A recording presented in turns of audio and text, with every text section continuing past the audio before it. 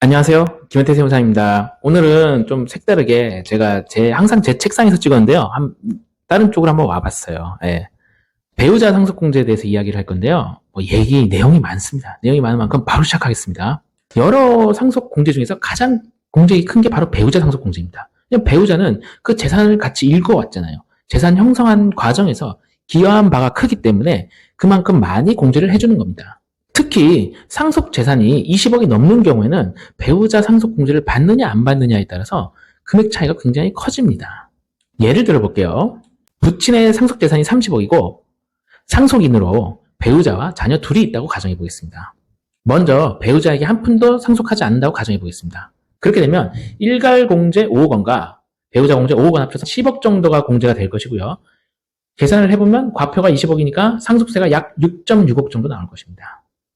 그리고 두 번째로 배우자에게 법정 지분대로 상속을 한번 해보겠습니다. 이 경우 배우자가 1.5, 자녀 둘이 1과 1을 가져가기 때문에 배우자가 1.5분의 3.5를 가져가게 되죠. 3분의 7을 가져가는 건데요. 그렇게 해서 세금을 계산해 봤을 때는요.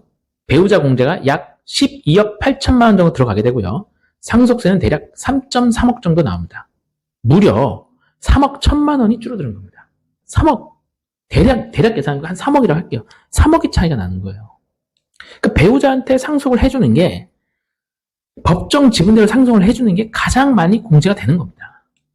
다만 이 배우자 상속 공제를 받기 위해서는요. 반드시 배우자 명의로 등기를 해놓아야 됩니다. 배우자 상속 재산 분할 기한이라는 게 있거든요. 신고 기한의 다음 날부터 9개월까지인데요. 그때까지 반드시 등기를 해놓으셔야 돼요.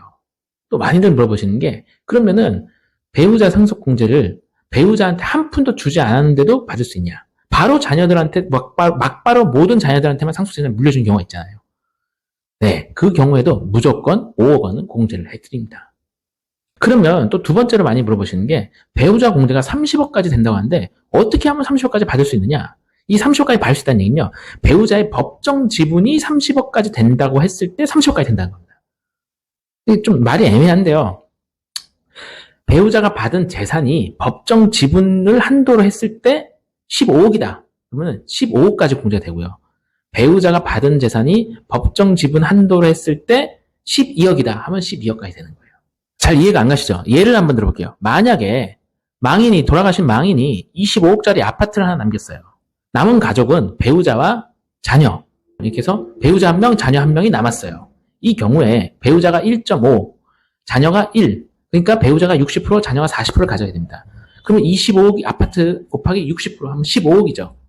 그러면 15억을 한도로 배우자 상속 공제를 받을 수 있는 거예요. 즉, 이 상황에서 배우자 상속 공제는 15억 원입니다.